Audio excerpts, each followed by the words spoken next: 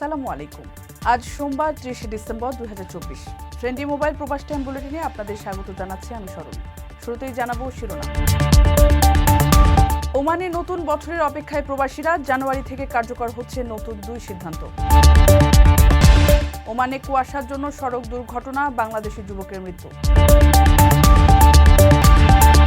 আমিরাতে ভয়াবহ বিমান দুর্ঘটনা, 2 জনের মর্মান্তিক মৃত্যু। নতুন রেকর্ডের দৌড়ে প্রবাসী আয়, 4 সপ্তাহে এলো $242 কোটি। মালয়েশিয়ার প্রত্যাবাসন কর্মসূচি শেষ হচ্ছে মঙ্গলবার, অভিযান নিয়ে শঙ্কায় প্রবাসীরা। দর্শক দেখছিলেন শিরোনাম, এবারে পুরো খবর।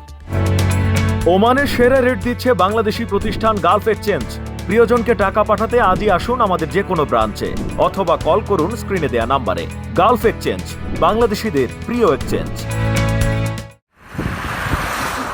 ওমানে নতুন হারে ট্যারিফ বা বৈদ্যুতিক শুল্ক নির্ধারণ করা হয়েছে, যা জানুয়ারির প্রথম দিন থেকে কার্যকর হতে যাচ্ছে। গত 23 ডিসেম্বর দেশটির Authority for Public Services Regulation APSR বিদ্যুৎ বিলের নতুন আপডেট তালিকা প্রকাশ করে। রেসিডেন্সিয়াল, নন রেসিডেন্সিয়াল এবং মৎস্য ও কৃষি, এই 3 ক্যাটাগরিতে বিদ্যুৎ বিল পরিশোধ করতে হবে গ্রাহকদের। মৎস্য ও কৃষি খাতে বিশেষ সুবিধা রাখার পাশাপাশি আবাসিক খাতের বেসিক ক্যাটাগরিতেও গ্রাহকদের জন্য সুবিধা রাখা হয়েছে। এর ফলে একজন প্রবাসী 4000 কিলোওয়াট পর্যন্ত 14 পয়সা হারে বিল পরিশোধ করতে পারবেন। এদিকে 31 ডিসেম্বরের পর ওমানে প্রচলিত কয়েকটি ব্যাংক নোট বাতিল বা অচল হিসেবে গণ্য হতে যাচ্ছে। কেন্দ্র ব্যাংক জানায়, ষষ্ঠ অনুমোদনের আগে বাজারে ছাড়া ব্যাংক নোট জানুয়ারি থেকে আর চলবে না। ফলে 2020 সালের ষষ্ঠ অনুমোদনের নোটগুলোর আগের ব্যাংক নোট অর্থাৎ 1995 সালের পঞ্চম ইস্যু, 2000 সালের আপগ্রেডেড ইস্যু, 2005 সালের 1 রিয়ালের স্মারক নোট, 2010 সালের 20 রিয়ালের স্মারক নোট, 2011 ও 12 সালের আপগ্রেডেড ইস্যু এবং 2019 সালের 1 রিয়ালের স্মারক নোট ও 50 রিয়ালের আপগ্রেডেড ইস্যুর নোট এই নির্দেশনার আওতায় পড়বে। জানুয়ারি থেকে এসব নোটের বিনিময়ে কোনো পণ্য বা সেবা ক্রয় করতে পারবেন না বাহক। চলতি বছরের জানুয়ারিতে 360 দিনের একটি সময়সীমা বেঁধে দিয়ে নোটগুলো বদলে নিতে বলা হয়। স্পোর্টসের সকল ধরনের কাস্টমাইজ আইটেম ও কোম্পানি ব্র্যান্ডিং যুক্ত পোশাক মিলছে এখন ওমানের বাংলাদেশি প্রতিষ্ঠান শারুতে। অর্ডার করতে যোগাযোগ করুন স্ক্রিনে দেওয়া নম্বরে। ওমানের সড়ক দুর্ঘটনায় বাংলাদেশি যুবক নিহতের সংবাদ পাওয়া গেছে। নিহত ওই যুবকের নাম জসিম আহমেদ ইমন। সে গাজীপুরের কালীগঞ্জ উপজেলার বেলনা গ্রামের জাহাঙ্গীর মোড়লের ছেলে। পরিবার সূত্রে গণমাধ্যমের প্রতিবেদনে জানানো হয়, জসিম জীবিকা তাগিদে দীর্ঘ প্রায় 1 যুগ ধরে প্রবাসে অবস্থান করছেন। তিনি সেখানে গাড়ি চালানোর কাজ করতেন। রোববার দিবাগত রাত 1:15টার দিকে ওমানের সালালার একটি সড়কে প্রাইভেট কার চালানোর সময় কুয়াশার জন্য গাড়ির নিয়ন্ত্রণ হারিয়ে ফেলেন। এক পর্যায়ে রাস্তার পাশের স্থাপনায় ধাক্কা লেগে এই দুর্ঘটনা ঘটে। ঘটনাস্থলে তার মৃত্যু হয়। মৃত্যুর সংবাদ পৌঁছলে বেলনার গ্রামের বাড়িতে শোকের মাতম শুরু হয়। পরিবারে তার স্ত্রী ও 1 কন্যা সন্তান রয়েছে। বিদেশ থেকে প্রিয়জনকে উপহার পাঠান প্রবাসী শপের মাধ্যমে। যোগাযোগ করুন স্ক্রিনে দেওয়া নম্বরে।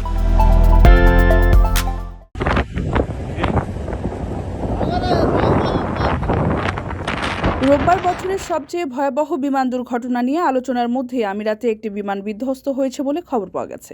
দেশটির রাস আল খাইমা প্রদেশের সমুদ্রে এটি বিধ্বস্ত হয়। এই ঘটনায় বিমানটির পাইলট এবং কো পাইলট মারা গেছেন। এক বিবৃতিতে ঘটনাটি নিশ্চিত করেছে আমিরাতের জেনারেল সিভিল এভিয়েশন অথরিটি। বিমানটি ছিল জাজিরা এভিয়েশন ক্লাবের একটি লাইট এয়ারক্রাফট। এ নিয়ে 2024 সালে একাধিক প্রাণঘাতী বিমান দুর্ঘটনার সাক্ষী হলো বিশ্ববাসী। গত 1 সপ্তাহে অন্তত 3টি বিমান দুর্ঘটনার খবর পাওয়া গেল। এর মধ্যে সবচেয়ে মর্মান্তিক এবং ভয়াবহ হিসেবে চিহ্নিত হয়েছে দক্ষিণ কোরিয়ায় জেজু এয়ারলাইন্সের উড়োজাহাজ দুর্ঘটনা। এতে 179 জনের মৃত্যু হয়েছে।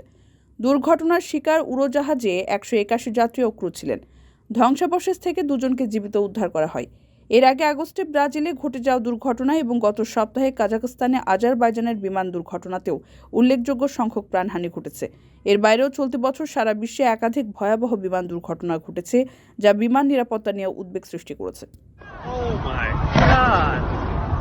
কারো কাছে স্বপ্ন পূরণ, কারো আনন্দের উপলক্ষ, আবার কারো জীবন পাল্টে দেওয়ার মুহূর্ত, কখনো জীবন বাঁচাতে সর্বোচ্চ গতিতে উড়ে চলা, কারো আবেগের শেষ মুহূর্ত, আপনজনের শেষ বিদায়ে শামিল হওয়া। এমন সব ইচ্ছে পূরণে সর্বনিম্ন ভাড়ায় দ্রুত গতির বাহন প্রবাসীর হেলিকপ্টার। আপনার প্রয়োজনে যোগাযোগ করুন আমাদের হটলাইনে। চলতি ডিসেম্বর মাসের প্রথম 28 দিনে প্রবাসী আয় $242 কোটি ছাড়িয়ে গেছে। সাম্প্রতিক সময়ে দেশে প্রবাসী আয়ের জোরালো প্রবাহের ধারাবাহিকতায় এই রেমিটেন্স এলো। গত আগস্টে নতুন সরকার গঠনের পর প্রতি মাসে $200 কোটি বেশি প্রবাসী আয় এসেছে। তবে এবার 4 সপ্তাহে প্রবাসী আয় এলো $242 কোটি 10 লাখ।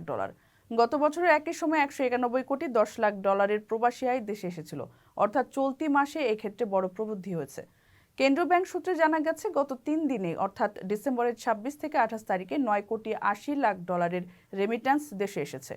চলতি অর্থ বছরের জুলাই মাসের শুরু থেকে শনিবার পর্যন্ত $1355 কোটি 80 লাখ প্রবাসী আয় দেশে এসেছে। ডিসেম্বর মাসের প্রথম 21 দিনে প্রবাসী আয় এসেছিল $200 কোটি 72 লাখ 30 হাজার। বাংলাদেশ ব্যাংকের তথ্য অনুযায়ী এই সময় প্রতিদিন গড়ে $9 কোটি 55 লাখ 82 হাজার $380 দেশে আসে। আগের মাস নভেম্বরে প্রতিদিন প্রবাসী আয় এসেছিল গড়ে $7 কোটি 33 লাখ 17 হাজার। চলতি মাসে রেমিট্যান্স $250 কোটি ছাড়িয়ে যাবে বলে আশা করছেন ব্যাংক খাত সংশ্লিষ্ট ব্যক্তিরা।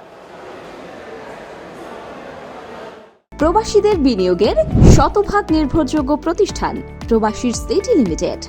এখানে বিনিয়োগ করে হালাল মুনাফা অর্জন করুন।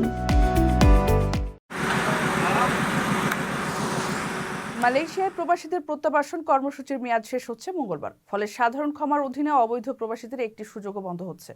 মালয়েশিয়ার ইমিগ্রেশন বিভাগ বলছে, কোনোভাবে অবৈধ অভিবাসীদের থাকতে দেওয়া হবে না। 31শে ডিসেম্বরের মধ্যে অবৈধদের নিজ নিজ দেশে ফিরতে হবে। প্রত্যাবাসন কর্মসূচি শেষ হওয়ার পরে অভিবাসন কর্তৃপক্ষ 1 জানুয়ারি থেকে ব্যাপক হারে ধরপাকড়ের জন্য প্রস্তুতি নিচ্ছে। নতুন বছর থেকে সারা দেশে কার্যক্রম বাড়ানো হবে বলেছেন কুয়ালালামপুরের immigration director 1 Mohammad Saupi 1 Yusuf. মালয়েশিয়ার এমন দৃঢ় সিদ্ধান্তের মধ্যে অবৈধ প্রবাসীদের ঘরে ফিরে আসতে হচ্ছে। বিদায়ী বছরের মার্চ থেকে শুরু হওয়া এই কর্মসূচিতে এ পর্যন্ত নাম নিবন্ধন করেছেন 111টি দেশের মোট 2,16,471 জন অবৈধ অভিবাসী। গত 12 ডিসেম্বর পর্যন্ত 4টি দেশ যেখানে সর্বাধিক সংখ্যক প্রত্যাবাসন করা হয়েছে তার মধ্যে রয়েছে বাংলাদেশও। দর্শক দেখছিলেন ফ্রেন্ডলি মোবাইল প্রবাস টাইম বুলেটিন। শেষ করার আগে শিরোনামগুলো জানিয়ে দিচ্ছি আরও একবার। ওমানে নতুন বছরের অপেক্ষায় প্রবাসীরা, জানুয়ারি থেকে কার্যকর হচ্ছে নতুন 2 সিদ্ধান্ত। ওমানে কুয়াশার জন্য সড়ক দুর্ঘটনা, বাংলাদেশি যুবকের মৃত্যু। আমিরাতে ভয়াবহ বিমান দুর্ঘটনা, 2 জনের মর্মান্তিক মৃত্যু। নতুন রেকর্ডের দৌড়ে প্রবাসী আয়, 4 সপ্তাহে এলো $242 কোটি।